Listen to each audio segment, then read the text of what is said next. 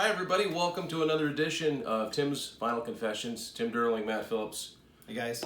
We're at Matt's place and we're here to talk about an album that just came out just a few weeks ago. A side project from the singer of one of our mutual all-time favorite bands we had the pleasure of seeing earlier this year, Def Leppard. So we're talking about Joe Elliott's Down N Outs. Down N Outs. The Down N Outs. And Matt knows a lot more about the Down N Outs than I do. So can you give us a condensed version, just a very short version of Down N Outs? Okay. Leading up until this album. Yeah, so they basically formed, we'll say about 9-10 years ago, and the impetus of that was Mott the Hoople were getting back together for a 35th anniversary thing. Who's always been Joe's favorite band. Yeah, He's always it's his favorite, one of his favorite songwriters, right up there with Ziggy, Bowie. David Bowie. Yeah. So anyway, he formed with. It's essentially the London Choir Boys minus their singer initially. So that they did all these covers of Mott the Hoople, Ian Hunter, and all of the offshoots. It would kind of be like if somebody was opening for Van Halen, and they did David Lee Roth covers and Montrose covers and Sammy Hagar solo covers. It would be like that, or obscure songs that the band themselves would never play, or if you could parallel that with a lot of bands. So it was a labor of love for him, and the Choir Boys were kind of the perfect band because they were sort of that English pub rock band with a piano player. Yes. That was one of the main differences. Yeah, so they came up with a set list, and then they eventually put out a live DVD, which I'm still looking for. And then he's like, well, let's make this an actual side project band. They did a record with all those songs. Yeah. They did another record not too long after. Yeah. And then we had to wait about 5 years for this new one that we're going to talk about. Yeah. So in 2019, we've got a brand new Down N Outs record, and we're going to show it off. It's called "This Is How We Roll," and I cannot get the idea out of my head. This album cover reminds me of a BTO album with a ear on it. But so this is on Universal. So it's actually you can see it better when Matt shows you the vinyl. I'll hold this way up. That is the Bludgeon Raffola logo with the cat on it, the actual Def Leppard, as it were. So here it is on vinyl. And so Tim picked this up for me at Sunrise Records. Sunrise Records in Moncton. Yeah, right on. This is actually, they've done a few vinyl releases, but this is like the first one that I've owned. They've re-released the first ones on vinyl. He did like a single, I think, like a little... Like a 7-inch or something. Okay. Yeah, so... but I've never gotten that. So inside the CD, it's a 6-piece band because it takes 6 people to pull off all of the keyboards and the Hammond organ and all that.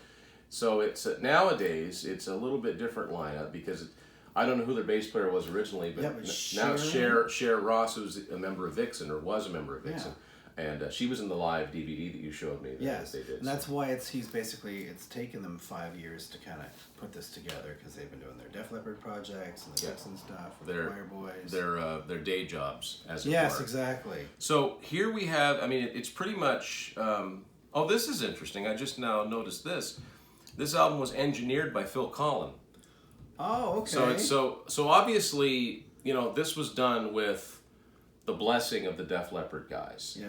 And, it's a kind of a running gag on the show, just basically between us. I don't follow all of these side projects that these people do. I'm like, I'll wait till the next band album. Thank you. There's been so many. Such and such is going to do something. I'll wait for the next band album, please. To me, it kind of takes them away from, what they should be doing. But I kind of understand because of some of these they're corporations, basically. These big bands are corporations.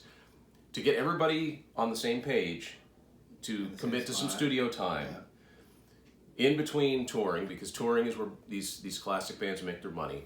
I understand why it's hard for these bands to do. Look at Aerosmith. In the last, they coughed out one album 7 years ago. It's been 7 years since that. So I understand if the creative focus in the band. I just want to do something. So. But as far as some side projects go, this one to me has a little bit more legitimacy simply because they didn't put out one album and disappear. He's kind of taking this seriously. Yeah, exactly. So this isn't the first original album, is it? Is this the first album of original material? Yeah, the first two were all covers. All covers, This okay. one is all original material except for one song. Yeah. So, and the one song, which is a cover of the Tubes' White Punks on Dope, which, you know, they were an American band, but they fit very, very well in with the spectrum of Mott the Hoople, Lou Reed, Bowie, that time period. That was Joe's, you know, period of time. That was his formative years right there.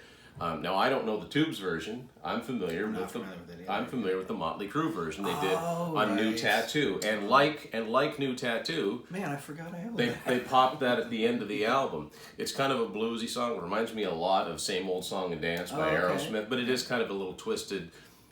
It's not punk, but it sounds punkish. Like it's got attitude, so it fits right in with the stuff. So, Matt, what is your impression of this album? Well, now, I only actually got this on vinyl not too long ago. Thanks again, Tim. I haven't had as much time to listen to it. Like, there's been years where lots of albums to listen to, years where there haven't been as many records. I've had so many records that I like this year to listen to. I really like this one. In fact, like, if you had told me the first song, Another Man's War, was an actual Mott the Hoople song, I probably would have went along with it. To me, it sounds like he's kind of captured that. And I think that was the idea, to write songs in that vein. Yeah. It does, you're right, with the piano. And it kind of sounds like England Rocks a little bit. Yes, exactly. So, yeah, I really like it a lot. There's a Bowie tribute on here called Good Night, Mr. Jones. If you're a Bowie fan, you dive right into there's all kinds of lyrical references, Ashes to Ashes, Station to Station. Black Star and Dark Star. The Man Who Fell to Earth. Like, there's just different things. And so I don't think, if you're not already a huge Down and Outs fan, I don't think this is the album that's going to sway you either way. Well, here's the thing about this, and this is just my 2 cents on it. I listened to this a lot. As a matter of fact, I just finished listening to it before I got here. It's not grabbing me, but I think there's a very good reason for that. I'm a huge Def Leppard fan. They're always been right up there for me. And it's kind of jarring to hear Joe's voice juxtaposed against, like, piano. Oh, okay. I don't know if that's it or not. Also, it needs to be said, I mean, in all honesty, we have a lot of musical tastes in common, but then there's some places where we diverge. And Matt loves the Beatles and Oasis, and he's more in tune with that sort of thing, whereas I'm not so much. Lots of respect, but this is kind of worlds colliding, I'm going to guess, because the song Creatures in particular makes me really think of the Beatles. Now, so I'm going to go on record as saying, well, this is why I don't buy side project albums too much, because most of the time it's like, just my opinion. However, I will say this. Track number 7 on here, Boys Don't Cry, love it. However, I wish Joe had saved it for a Def Leppard album. To me, it sounds like it could easily be a Def Leppard song, minus piano, when you get the Def Leppard guys on it doing their what they do to make the whole greater than the sum of the parts or whatever. To me, that could have been a Def Leppard song. I can't really say that about the rest of them. It's very, very different. I like the cover of White Punks on Dope. Like I said, there's nothing bad on here. It's just, I don't know. I just know it's not going to be one that returns to my playlist over and over again. But if you like Great White's cover of Once Bitten, Twice Shy, that's kind of where this falls true. In for me. I never thought it, because that's an Ian Hunter song. Yeah. And I never realized that at the time when that song came out. I knew it was a cover, but didn't really make the whole connection. But that's kind of where I'm coming from. I loved that album growing up. And, right. I mean, there's nothing wrong with it. But to me, when I hear Joe sing, it's so very Def Leppard. Yeah. Especially when it gets into the harmonies, I'm noticing it sounds like it's mostly either him or people with very low voices. So it just doesn't have the same, doesn't pack the same punch. But, you know, this was recorded in his home garage, Joe's garage as he calls it, for the Frank Zappa song. And let me see now. Debbie Blackwell Cook sings on Walking to Babylon. And I think, I could be wrong, but I think that she is a member of Phil Collins' side project, that Delta D. Oh, okay, yeah. I believe she's the singer in that. So, again, this isn't where like people are not getting along and I'm going to go do I think it's very much, oh yeah, that's cool, I'll help you out and do this. So hold the back of that up, Matt, so you can see that bludgeon refola. That's actually the cover of the Def Leppard EP, and that's the drawing that Joe did as a child that gave the band its name, a leopard that has trouble hearing. Kind of play on the RCA Victor, the classic RCA Victor. So there you go. Like, I think Matt summed it up very well. I think you kind of get an idea of what this album sounds like already. The Once Bitten Twice Shy cover, that's a really good general, like a lot of people watching this would be familiar with that. Picture Joe singing that and writing other songs in that vein, and you've kind of got the Down and Outs. There's some instrumental pieces that, like, there's a Music Box and then Music Box Reprise. There's even a song on here, I don't remember which one it is, but one that has like really super Beach Boys-y kind of vocals. Like that might be Creatures. Vocals. Yeah, that's the one that made me think of the Beatles. So maybe that's that might have been the one. Yeah.